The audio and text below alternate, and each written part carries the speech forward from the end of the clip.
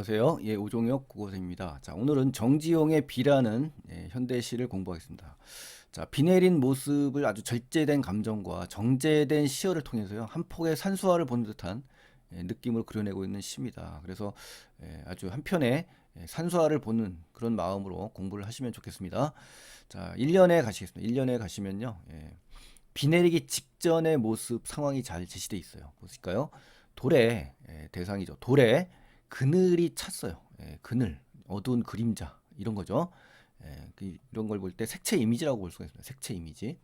차고 차다라는 얘기는 이제 퍼졌다, 그늘이 넘쳤다는 얘기입니다. 그래서 비 오기 직전의 상황인 거죠. 먹구름이 막 끼고 어두워지는 겁니다. 비구름도 있어 보이는 거고요. 흑운, 암운 뭐 이런 말로 씁니다. 그렇죠?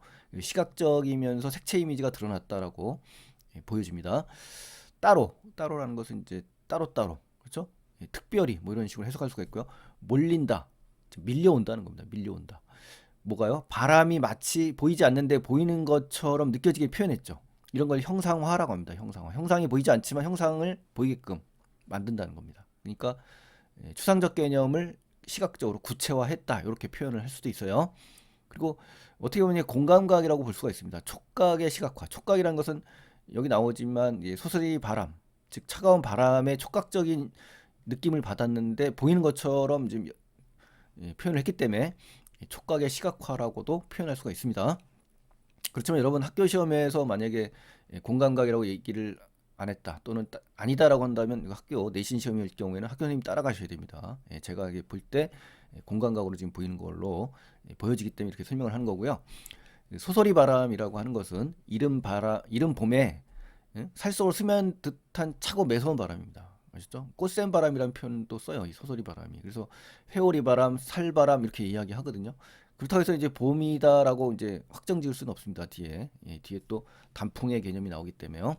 어쨌든 여기서의 바람은 굉장히 차고 매서운 바람이다, 뭐 이렇게 이야기를 하시면 될 거예요. 그래서 촉각적 이미지가 이제 드러나 있고요. 명사형으로 이제 마무리를 했다는 거, 그거 참고를 하시면 좋겠네요. 두 번째 연으로 가겠습니다. 두 번째 연에서는 이제 빗방울이 떨어지기 시작하는 모습입니다. 이제 직전에서 이제 떨어지는 시작이에요. 앞서거니 하면서 빗방울이 이제 앞다투어 떨어지는 모습을 제시한 거고요. 비를 피해 앞다투어 도망가는 산새의 모습, 두 가지로 해석이 가능합니다. 근데 첫 번째 해석이 이제 보편적인 거니까 학교 선생님의 수업을 들었다 그러시면 학교 선생님 수업을 따라가셔야 됩니다. 일반적으로 이제 첫 번째 것이 이제 보편화돼 있어요. 설명이. 꼬리를 치날려. 꼬리를 갖다가 어떤 치날린다는 것은 기세를 올려서 위로 휘날리는 모양을 치날린다라고 합니다. 세운다. 꼬리를 뻣뻣하게 이제 세운다는 거예요. 이렇게 꼬리, 산새의 꼬리가. 그래서 뭘 표현한 거냐면 첫 번째는 이제 빗방울이 떨어지며 튀어오르는 모습을 이제 시각화한 겁니다. 그래서 빗방울을 새의 꼬리에 비유한 거죠. 그래서 화류법이 쓰인 거고요. 상승적인 이미지를 지금 보여주고 있는 거고, 또 꼬리를 치켜 세우고 바쁘게 가는 새의 모습을 그대로 시각화한 것도 됩니다. 이 두 가지로 해석이 팽팽하게 지금 이론이 나뉘어져 있는데요. 보통 1번이라고 하는 것이 대부분이기 때문에요. 여러분 두 개 다 아시고 계시되 학교 선생님이 만약에 출제하신다면 그 선생님의 설명을 따라가시기 바랍니다. 수능에서는 이제 같이 보기가 나오기 때문에요. 걱정하실 필요는 없고요. 자, 종종다리 까칠한. 자, 까칠하다는 얘기는 굉장히 야이거나 많이 메말라서 윤기가 없고 조금 거칠다는 얘기입니다. 까칠하다는 얘기죠. 종종 발을 가까이 자주 떼면서 작은 걸음으로 빨리 걷는 거 있죠. 우리 총총 걷는다 그러잖아요. 쫑쫑, 그렇죠? 이런 거서 음성 상징어가 나온 겁니다. 그래서 음성 상징어가 나오면서 어떤 효과를 주죠? 생동감과 현장감, 그렇죠? 실제감을 주는 그러한 효과를 줍니다. 산새 걸음걸이. 산새는 여기서 이제 빗방울이 원관념이고요. 빗줄기라고 할 수가 있죠. 그래서 빗방울이 점차 세차게 떨어지는 모습을 시각화한 거다, 이것이. 그렇죠? 요 부분이 그렇다는 거예요. 마치 비가 산새가 걸어가는 모습처럼 표현한 거기 때문에 시각화된 거고, 화류법을 쓴 겁니다. 또 빗방울 튀기면서 바쁘게 가는 산새의 걸음을 그대로 시각화할 수도 있다. 두 가지 케이스를 다 확인하시고요. 명사용으로 마무리됐다, 이렇게 정리하시면 되겠네요. 자, 3년입니다. 3년. 이제는 빗물이 이제 여울로 바뀝니다. 여울로 바뀌면서 흐르는 모습이에요. 그래서 여울이죠. 여울이라는 것은 보통 강바닥이나 바닥이 약간 폭이 좁아가지고 물살이 세차게 흐르는 곳이 이제 여울이에요. 여울목이라고 많이 들어보셨죠, 여러분?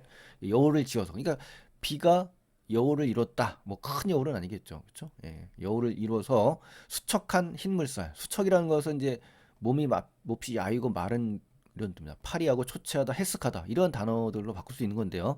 이 비를 갖다 이렇게 표현한 걸로 봐서 의인법을 쓴 겁니다. 아셨죠? 예, 그래서 하얀 물살, 색채 이미지가 쓰여진 거고. 그러니까 결국은 뭐다? 물줄기가 가늘게 흐르는 모습을 비유한 거다. 그렇죠? 이걸 말한 겁니다. 갈갈이라는 것은 가리가리가 원래 그 표준어입니다. 그래서 이 갈갈이라는 말로 바꿔 써야 됩니다. 사실은요. 이게 비표준어예요. 그래서 제가 시적 허용이라고 하는 표현을 쓴 겁니다. 여러 가닥으로 갈라지거나 찢어진 모양이에요. 그렇죠? 갈래갈래라는 말을 쓰죠. 우리 음성 상징어가 또 나왔습니다. 두 번째로 나왔어요. 그래서 음성 상징어가 사용됐는지 안 됐는지 또 어디에 쓰였는지까지 정확히 공부를 하시는 것이 정말 중요합니다, 여러분. 손가락 펴고. 그러니까 손가락을 폈다는 얘기는 여러분 그 5개로 우리가 갈라졌잖아요. 가락이. 갈라졌다는 표현, 요 갈라졌다는 표현. 이런 것이 서로 공통점이 있기 때문에 비유로 끌어온 겁니다, 여러분. 그렇죠? 비교하려면 반드시 공통점이 있어야 되겠죠, 이렇게. 그래서 펴고. 그렇죠? 그 여울물에 그 물살이 이렇게 뭐 손가락 모양으로 그렇죠? 다양하게 펼쳐진다는 겁니다. 그래서 빗물이 모여서 여울목으로 지금 되는 거니까 이런 모양으로 아마 비가 갈라지고 흩어지고 이런 모습으로 이제 형상화한 거라고 볼 수가 있습니다. 손가락 모양으로 폈다는 얘기는. 자, 그래서 물줄기가 가늘게 여러 갈래로 막 퍼져 나가는 거라는 거죠. 그렇죠? 그래서 의인법을 쓴 겁니다. 자, 그 다음에 이제 두 번째 페이지입니다. 빗방울이 이제 나뭇잎에 다시 떨어지는 모습을 형상화했어요. 자, 보세요. 멎은 듯. 자, 비가 막 멈춘 듯, 그친 듯. 자, 그러니까 결국 뭡니까? 그친 듯 보였다는 거. 유사한 정도나 뭐 같은 정도를 얘기하는데 듯이, 좀 멎은 듯이, 멎은 양. 의존 명사입니다. 의존 명사. 새삼스럽게, 그렇죠? 새롭게 떨어지는, 그렇죠? 멈춘 줄 알았는데 또 새삼스레 또 떨어진다는 겁니다. 이 듣는은 이제 액체 따위가 방울져서 떨어진다는 뜻입니다, 여러분. 우리 고전에서 많이 나오니까요. 예, 잘 확인해 주시기 바랍니다. 빛낫은 뭐예요? 낱낱의 낱의 개개인, 그렇죠? 개개별 이 빗줄기를 얘기하는 거죠. 빗방울. 낱낱의 빗방울이 그렇다는 겁니다. 멈춘 듯이 있다가 새삼스럽게 다시 떨어지는, 그죠? 비가 멈춘 듯 하지만 다시 내리는 비란 얘기죠. 붉은 잎. 자, 잎이 지금 반복이 됐습니다. 그래서 시어의 반복을 통해서 잎사귀마다 떨어지는 빗줄기의 표현이 나왔고요. 붉은 색채 이미지가 드러났다. 색채 이미지도 많이 나오죠. 소란이라는 것은 굉장히 시끄럽고 어수선하게 밟고 간다. 그죠, 여러분? 그 나뭇잎에 이 빗줄기가 막 쏟아지는 소리 들어보셨잖아요, 그죠? 그런 의미에서 소란스럽다는 표현을 썼는데 사실은 뭐 엄청 시끄럽고 그런 표현보다는 고요한 주변 전경을 상대적으로 부각하는 효과도 있습니다. 아셨죠? 예. 그래서 굵어진 빗줄기의 모습을 지금 제시한 거고 청각적이고 시각적이고 화류법을 썼다. 이렇게 감각적인 다양한 감각을 써서 시적 표현을 드러냈다. 이렇게 하시면 되겠네요. 자, 핵심 정리에 가시면요. 자유시, 서정시고 각 연의 이행시 구조의 형태를 취하고 있습니다. 가을비라고 이야기했고요. 이 가을비의 근거는 이제 붉은 잎, 단풍을 이제 연상해서 그렇게 이제 했는데 어쨌든 이제 비라는 개념이 이제 제재입니다. 비 내리는 정경입니다. 정경이라는 것은 이제 마음에 끌리는 경치, 풍경을 얘기하는 겁니다. 아셨죠? 정경이란 말을 모르시는 분이 계실 것 같아서 마음에 끌리는 배경이에요. 그다음에 묘사적인 성격이 강하고요. 감각적이고 관조적입니다. 관찰을 주로 하기 때문에 관조란 말을 썼습니다.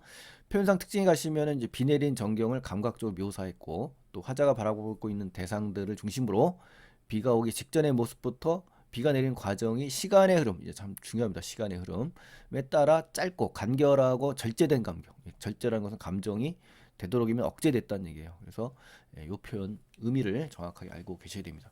그 비 내린 풍경을 시간의 흐름에 따라 묘사했다. 중요합니다. 중요해요. 간결한 시행, 섬세하고 감각적인 묘사 이런 것들 시험에 잘 나오니까요. 정리 잘 하셔야 돼요. 화자의 감정이 절제돼 있다. 두 번 반복하네요. 대상의 변화에 착안해서 변화하잖아요. 대상이 계속 변화하죠. 시상을 구체화했고 화자의 시선 이동에 따라 시상이 전개되죠. 시선이 바뀝니다. 자, 이러한 것들이 여러분 학교 시험에 선택지로 나오면 정확하게 구별을 하셔야 됩니다.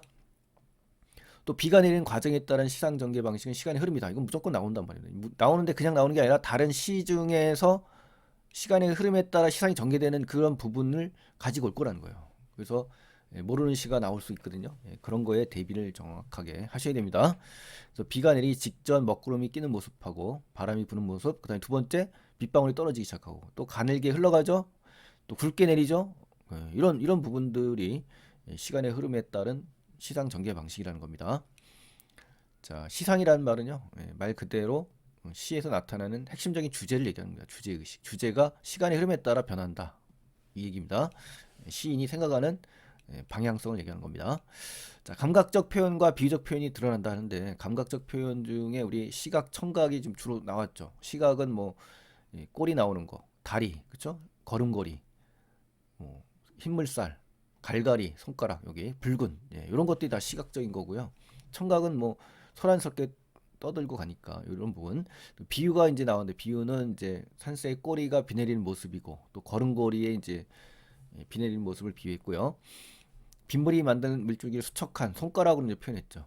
그죠? 빗물이 만든 물줄기를 이제 이렇게 표현했고, 비가 잎에 내리는 모습을 밟고 간다라고 이제 비유를 한 거, 이런 것들이 이제 비유입니다. 그래서 감각적인 표현이 다양하고요. 다양한 감각과 비유도 다양하다. 이렇게 정리하시면 되겠습니다. 자, 3페이지 가시겠습니다. 학습 활동인데요. 화자가 바라보고 있는 대상들은 이런 것들이죠. 이런 거 확인할 수가 있고요. 내용 정리 가시면 1, 2연에서는 이제 바람이 부는 모습, 그제 돌에 그늘이 드리워지고, 두 번 3, 4연은 빗방울이 떨어지기 시작하는 모습, 5, 6연은 빗물이 여울 이룬 다음에 여러 갈래로 흐르는 모습, 그 다음에 7, 8연에서는 멎은 듯 하다가 다시 소란스럽게 나뭇잎이 떨어진 빗방울의 모습. 요것이 이제 전체 내용입니다. 그래서 정리를 하시면 좋겠네요. 시상 전개 방식 계속 나오는데 정말 중요합니다. 학교 시험에 무조건 나온다고 봐요. 100%. 비가 내리는 풍경을 시간의 흐름에 따라 전개해야죠. 그럼 비가 오기 직전의 모습이 빗방울이 물줄기를 이루고 멎은 듯 하다가 다시 내리기 시작하는 모습을 감각적인 언어와 비유를 통해서 묘사했다. 이렇게 정리하시면 되겠네요. 그 다음에 이제 두 번째, 이 작품에서 느낀 분위기나 정서. 메말라 있던 곳에 소란스럽게 비가 내린 모습이 떠올라서 시원하다. 그죠? 또 생동감이 있다. 감각적 이미지 때문에. 또 풍경을 관찰하고 묘사하고 한 폭의 그림을 감상하는 듯한 느낌을 받았다. 이것이 작품 감상적인 측면, 수용자의 입장에서 이 글을 바라본 생각입니다. 그리고 정지영 시는 너무 중요한데요. 굉장히 절제된 언어, 섬세하고 정제된 언어로 이제 많이 시를 씁니다. 그래서 이 많은 작품들 꼭 어떻습니까? 수능을 보기 이전까지는 정리가 돼 있으셔야 됩니다. 그래서 정지용이 시험에 나온다 그러면 요것이 현재 가장 중요한 작품들입니다, 여러분. 그래서 한 번 정도 읽어보시면 좋겠습니다, 여러분. 자, 그다음에 4페이지 넘어가 있는데 오답 피하기 연습입니다. 표현상 특징이 가시면 청각적 이미지가 나와요. 그래서 화자의 고뇌는 아니죠. 화자의 고뇌, 고민, 갈등 이건 아니잖아요. 그냥 정경입니다. 정경. 아셨죠? 공간의 이동 맞습니다. 하지만 속성을 구체적으로 드러내진 않았어요. 아, 공간의 이동이 아니네요. 공간의 이동이 아니라 시간의 흐름이라고 했죠, 선생님이. 시간의 흐름. 이걸 틀렸으니까 뭐 뒤에 볼 필요도 없네요. 그 다음에 세 번째, 자연물과 인간의 속성을 대비했다. 이거 아닙니다. 자연과 인간의 대비. 안 나옵니다. 자, 그 다음에 두 번째, 다음을 바탕 이해해보자. 그늘은 이제 비를 머금은 구름이 밀려오면서 생기는 것이 이제 그늘이고요. 소소리 바람은 비 오기 직전에 으스스한 느낌. 산새 걸음걸이는 빗방울이 떨어지는 상황을 생생하게 드러내는 표현이에요. 여울은 빗물이 모여서 흐른다는 뜻이고요. 붉은 잎은 뭐예요? 빗방울이 붉은 잎마다 부딪히면서 소리를 막 낸다는 얘기가 되는 거죠. 그러면 이제 이걸 가지고 이제 이해를 해보겠습니다. OX로. 첫 번째, 그늘과 소소리 바람은 여기 나오죠. 비가 오기 전 주위가 어두워지고 바람이 부는 모습이다. 그렇죠. 또 앞에 종종 의미와 관련하여 종종 의미, 산새 걸음걸이를 종종 걸죠. 비가 내린 상황을 생동감 있게 했다. 그렇죠. 이어지는 수척한을 통해서 여울의 물살이 가늘다는 것을 손가락 펴골을 통해서 여울의 물질기가 여러 갈래이라는 것을 알 수가 있죠. 그렇죠? 손가락처럼 여러 갈래로 흐르는 모습이죠. 또 산새 걸음걸이와 여울은 시각적 심상이죠. 그렇죠. 비가 내린 모습을 생동감 있게 묘사하고 활용한 제재들이다. 그렇습니다. 아주 좋은 문제입니다. 이거 2번 아주 중요하고 꼭 알아야 되겠네요. 5번은 이제 붉은 잎을 활용하여 계절적 배경인 가을을 연상한다. 이거는 이제 이렇게 적용을 할 수가 있습니다만, 비가 내린 뒤에 이룰 수 있는 수학의 계절 이거 뭐 아닙니다. 아셨죠? 그렇기 때문에 문제 적응력을 위해서 제가 OX 문제를 넣어놨고요. 어떻습니까? 정지용 시는 굉장히 짧으면서도 내용이 어렵습니다. 그렇기 때문에 특히 어휘가 어렵고요. 해석하는데 어려움이 많거든요. 그렇지만 이제 굉장히 중요하고 또 한국적인 어떤 언어의 참맛을 느끼게 해주는 아주 중요한 시입니다, 여러분. 그래서 정지용의 비 굉장히 중요한 시 오늘 공부 많이 했고요. 예, 도움이 되셨다면 이제 구독 버튼 안 누르신 분들은 구독 버튼 눌러주시고 좋아요 버튼 눌러주시면 고맙겠습니다, 여러분. 다음 시간에 또 뵙겠습니다. 고맙습니다.